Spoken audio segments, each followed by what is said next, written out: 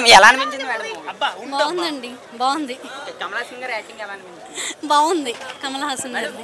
ఇండియాకి ఒక మెసేజ్ అనుకున్నట్టు ఈ మూవీతో అనుకోవచ్చండి. అయితే ఇందులో మనకి కమల్ హాసన్ గారు కొత్తగా కనిపిస్తున్నారు అంటే ఇప్పుడు జనరేషన్ వారికి కరెక్ట్ అయ్యే విధంగా ఉన్నారంట, నిజమేనా? ఉందండి, ఉంది. అంటే భారతీయుడిని మైమర్పించే విధంగా ఉందా మరి ఇది? ఉంది అండి, ఉంది. అప్పుడు సంగీతం అందించింది ఏఆర్ రెహమాన్, ఇప్పుడు అనిరుద్ధ్. మరి మ్యూజిక్ లో ఏమైనా డిఫరెన్స్ కనిపించిందా మీకు? అంటే కొంచెం కనిపించింది. ఏఆర్ రెహమాన్ గారు అయితే ఇంకా బాగా చేస్తారు కదా. చాలా మంది లాగ్ ఉన్నది అంటారు కదా. అవును, ఫస్ట్ హాఫ్ అంతా లాగ్ ఉంది, సెకండ్ హాఫ్ మాత్రం బాగుంది. మేడం ఇప్పుడు పబ్లిక్ కి ఇది ఒక మెసేజా? అవునండి, సిద్ధార్థ్ గారి క్యారెక్టర్ ఎలా అనిపించింది? బాగుంది. అంటే దీంట్లో కొన్ని కెమియో రోల్స్ కనిపించాయి కదా, రకుల్ ప్రీత్ సింగ్ పెద్ద లేదు కదా, క్యారెక్టర్ లేదు కదా పెద్దగా, కొంచెం ఆయన బాగా చేస్తారు. సిద్ధార్థ్ అందరూ బాగా చేస్తారు. నేను అంత లేదు కానీ కమల్ హాసన్ గారి యాక్టింగ్ మాత్రం సూపర్ ఉంది. ఆ సాంగ్స్ బాగున్నాయి, మస్తున్నాయి అంతే. కమల్ హాసన్ గారి లుక్స్ ఎలా అనిపించింది మేడం? మేడం ఎలా అనిపించింది మూవీ? చాలా బాగుందండి. ఓకే, సిద్ధార్థ్ గారి రోల్ ఎలా ఉంది? సిద్ధార్థ్ గారి రోల్ అయితే చాలా బాగుంది, అసలు చాలా మంచిగా యాక్ట్ చేశారు. కమల్ హాసన్ గారి యాక్టింగ్ చాలా బాగుంది. సాంగ్స్ ఎలా అనిపించింది? సాంగ్స్ బాగున్నాయి, చాలా బాగున్నాయి సాంగ్స్. ఇది ఇండియా ప్రతి ఒక్కరికి ఒక మెసేజ్ అనుకోవచ్చా? అవును, నచ్చుతుంది, కంపల్సరీ నచ్చుతుంది. మేడం చాలా మంది లాగ్ ఉన్నది అంటున్నారు కదా, మీకు ఎలా అనిపించింది? లాగ్ అని అంటే ఇప్పుడు థర్డ్ పార్ట్ చూస్తే కానీ చెప్పలేము. మనం చూసుకుంటే గేమ్ చేంజర్ మూవీ వస్తుంది కదా శంకర్ గారిది, ఈ ఎఫెక్ట్ దాని మీద పడే అవకాశం ఉందా? ఆ సినిమాని ఇది అంతే. భారతీయుడు 1కి 2కి చాలా గ్యాప్ వచ్చింది కదా, ఈ మెసేజ్ ఇండియాలో ప్రతి ఒక్కరు చూసే అవకాశం ఉందా? చూస్తారు కానీ పాటించారు కదా, ఎవరు పాటించారు దాన్ని. మూవీ అయితే ఓవరాల్గా బాగుంది, ప్రతి భారతీయుడు చూసే అవకాశం. అవును చూడొచ్చు. ఓకే, థ్యాంక్ యూ అండి. మేడం ఎలా అనిపించింది మేడం? సూపర్గా ఉంది మూవీ. చూసానమ్మా. కమల్ హాసన్ కోసమే వచ్చాను, శంకర్ గారి కోసం రాలేదు. కమల్ హాసన్ కోసమే వచ్చాను. అమ్మమ్మ వెళ్ళిపోతున్నారు, నేను ఉండిపోయాను ఇక్కడ. మేడం ఈ మూవీ మెసేజ్ అనుకోవచ్చా? మెసేజే.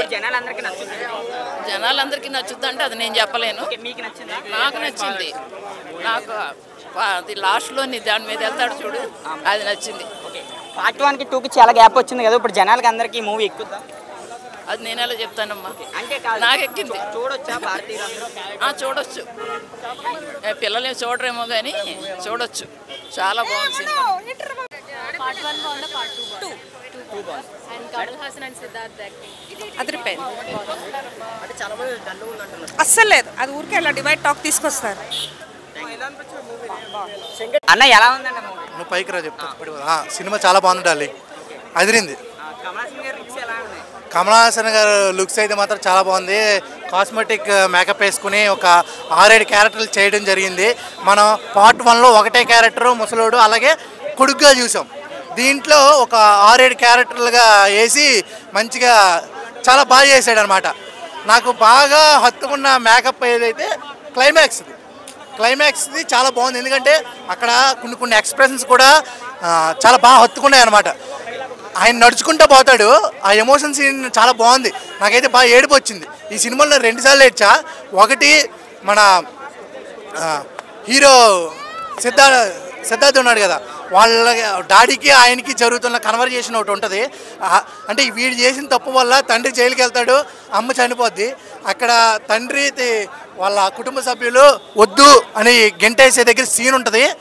ఎగ్జాక్ట్లీ నాకు ఏడుపు వచ్చిందన్న. నిజంగా ఎమోషన్ చాలా అంటే హత్తుకుంది. ఒక కొడుకు ఒక తండ్రి ఇలా చేస్తే ఎలా ఆయన చెప్పాడు, మనం సమాజంలో ఎవరినైనా ఎదిరిస్తే మనం పట్టే గతి అదే అని కూడా చెప్పాడు ఈ సినిమాలో. ఎదిరించలేము మనం అని కూడా చెప్పాడు.